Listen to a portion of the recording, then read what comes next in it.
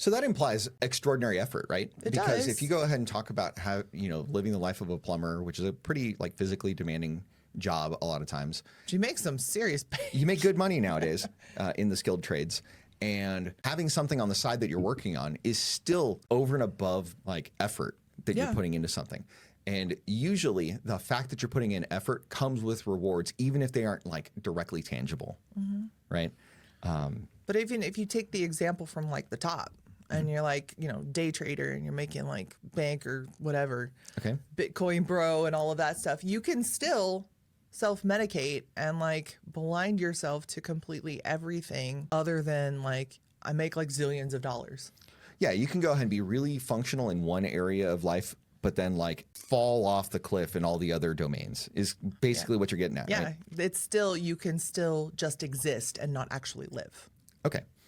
So I would say that there are plenty of examples of how indulging in these replacements for that which is good and true can go ahead and cause problems in our lives. For example, physically, if you're going ahead and eating out all the time and you are not putting in work to go ahead and maintain your physical appearance or maintain like your heart health or things like that, it's really easy to get obese in our society with the way that we've got all this like low satiety but high fat foods in our food supply, especially with takeout. They go ahead and add sugar and salt and fat to things to make things taste a lot better. No, they're not even like food. They're like food-like substances.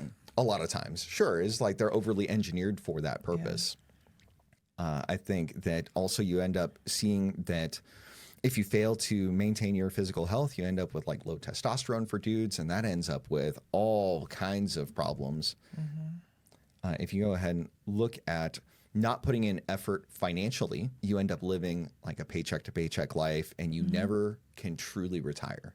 Is you can never go ahead and stop working, and you end up having to like eat cat food and crackers and live in this tiny apartment and be a greeter at Walmart to go ahead and just make it because you're not making it on Social Security, if it's even there when you retire. That's my concern for like our generation and later is a lot of them are living paycheck to paycheck and they don't even think about like what's going to happen when I don't have a paycheck anymore. Sure, they're so busy in their paycheck to paycheck life that they do not have the time and the mental space afforded to look beyond. And that's the tough thing is eventually reality will come and punch them right in the nerds. Like, that's just what's going to happen. And like, it's unfortunate, but the dildo of consequences very rarely comes lubed. It's in the shape of a fist. Yeah, with spikes. So if we go ahead and talk about like succumbing to the traps of comfort from a spiritual or an emotional standpoint, I would say that like having emotional numbness, being like overly passive and just not having confidence are net results of these kinds of things.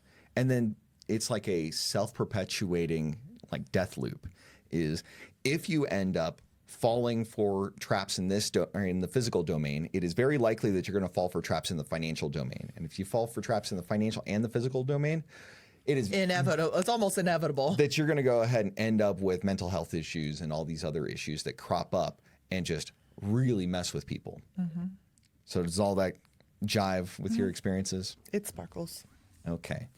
So when we go back to the iron chain, we recognize that rust isn't something that happens overnight. It is something that happens slowly and silently over time. It is just a normal chemical process of the iron being exposed to the water and the oxygen over time for it to be oxidized and rust over. Relationships, if you don't go ahead and maintain them and keep them in their proper form, will do the same thing. Whether it is a friendship, whether it is a marriage, you're going to have the same kind of consequences. Same thing happens in careers. If you are in a career and you are not improving yourself to go ahead and go to the next level up, you can easily just rot where you are for the rest of your career. Yeah, and some higher up person who doesn't get around to every single crevasse of the organization is going to see a list of names going, we need to downsize. Who's this guy? I don't know. Cross him off. Sure. You're gonna be, if you are the ones who is going to even to the company picnic and being good at volleyball or something, even that, oh yeah, that's that guy. We like that guy. We can't do without that guy. Sure. But I mean, you're still doing something exceptional. You're doing something to be noticed. Yeah, right? that's the thing. And whether it But is, if you're doing that, you're sitting in your little cubicle and you don't talk to anybody, you don't engage with anything, and you just do your whole little routine, you're going to be the first off the list. and then so same thing happens with like your physical health. Like it's really easy to just not pay attention to what you're doing and to go ahead and eat an extra meal, to get an extra like double quarter pounder with cheese and be like, oh yeah, this is going to be fine. Or have another refill of your Coke. And then all of a sudden the calories just ramp up real quick. And then the pounds and the inches add up real quick. And sometimes it is scary how quickly that can happen. Mm-hmm. But all of those, whether it's relationships, careers, your physical health, your emotional well-being, all of these things are things that require maintenance in order for you to live a life worth living in each of those. And if you fail to attend to those over time, it's going to end up with consequences. Now, there are some warning signs that you can go ahead and look at before you start progressing down this death spiral. And I would say that 3 big things can be used as warning signs. One is if you avoid challenges. If things take too much effort and you decide, I don't want to do it because it's over there. Or we joke about that, right? Like, hey, I don't want to go ahead and charge my phone because the nightstand's all the way over there, and I'm gonna have to roll over to go ahead and charge my phone, right? That's like silly stuff. But this is real life. Mm-hmm. Is if you go ahead and say, I don't want to put in the extra effort to be a true partner to my spouse, over time that has consequences, right? And definitely if you're someone who says, I'm going to do this, I'm going to get hyped and I'm going to do a thing, and then you get to a certain point and then you back down. And if this has happened like multiple times, well, I'll go do this, and you do it up to a certain point, and when it gets too difficult, you abandon it and you go like and you jump to the next exciting thing. It's like, are you chasing true like success and excellence and joy, or are you chasing dopamine? Right. Or the shiny quarter syndrome is the way that I go ahead and normally put it is, hey, this looks cool. This looks exciting. I'm going to go ahead and chase this down. And then now I've got this shiny quarter that I've put so much effort into going and reaching out and grabbing. And then now that I have it, it's not as shiny as I thought it would be. Let me go look for that shiny quarter and go get that one. Respect to all my dopamine deficient homies out there. I think another clear warning sign that you are getting ready to get on this on-ramp to the death spiral is if you complain about your circumstances, but you don't do anything about it. If you're the kind of person who says, oh, life is so hard, oh, I don't know what I can do about this circumstance, and you just whine and complain and do absolutely nothing. Not only are you holding yourself back, but everybody who listens to you doing the complaining is made worse by hearing you complain. It's funny because you can see those people, and especially the people who truly care about you and they want to like help you and try to give you at least just little bits of like, maybe you could and maybe you could.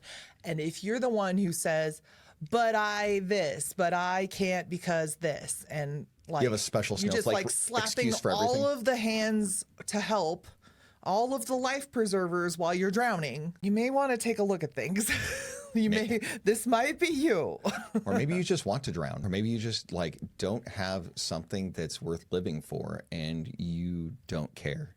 And that's sad. And what's interesting is that if that is you, and then you go to certain like groups of people and stuff for support, and it becomes just this massive like victim graveyard sort of situation where we're all just going to wallow in our own misery. So you have this echo chamber of validation for the constant like playing the like victimization of self-victimization. Are you talking about Reddit? Is that what you're doing? Well, a little bit Reddit, but just like groups of people, because, as I have issues with like chronic illness and a lot of things, and, ADHD and like You got chronic stuff. illness stuff and all the spoony things and whatever. And some of those groups I've had to just leave because it is A cesspool. It is the death spiral. It is all the ants death spiraling together. And nobody wants to even look up and go, what are we doing here? Maybe we should actually get out. Like, there are very few people, if there aren't at least a regular amount of people in those kind of support groups that are saying, hey, I'm struggling with this specific thing. What has helped you? I get out, because then you're just wallowing. You're not trying to actually seek support. Well, It just becomes a cry fest. right, but like I think a lot of times that's the way women want support, is to go ahead and just vent, Be validated. and to be have their feelings validated, right? Whether or not there's a practical element to it. Like we talked about, like solving problems, right? Where a lot of times women will go ahead and complain to their guy, and the guy wants to just solve the problem, Right. rather than like listening. And so there is a genuine problem usually, because she's got feelings for a reason, but it's really difficult for her to ascertain exactly why she feels what she feels. And it is oftentimes the guy's responsibility to listen, not to respond, but to listen to understand, and to go ahead and go on the ride and figure out what she's not saying. At least for a little bit. Right? Don't get stuck there. Don't get stuck in, like, this is your 8th time on It's a Small World and you're gonna, like, go insane. Right. At some point you go ahead and say, hey, I'm seeing this. Is there something more in this area that we can go ahead and focus on, and like kind of direct her storytelling? And at some point you figure out that this thing she's actually having a problem with has nothing to do whatsoever Your princess is in another castle. with the first 5 minutes of the story. If this message resonated with you, I'll ask that you go ahead and hit the subscribe button below so that you can go ahead and get more. And I ask that you send this message to someone who could benefit from it. I hope you have a fantastic day.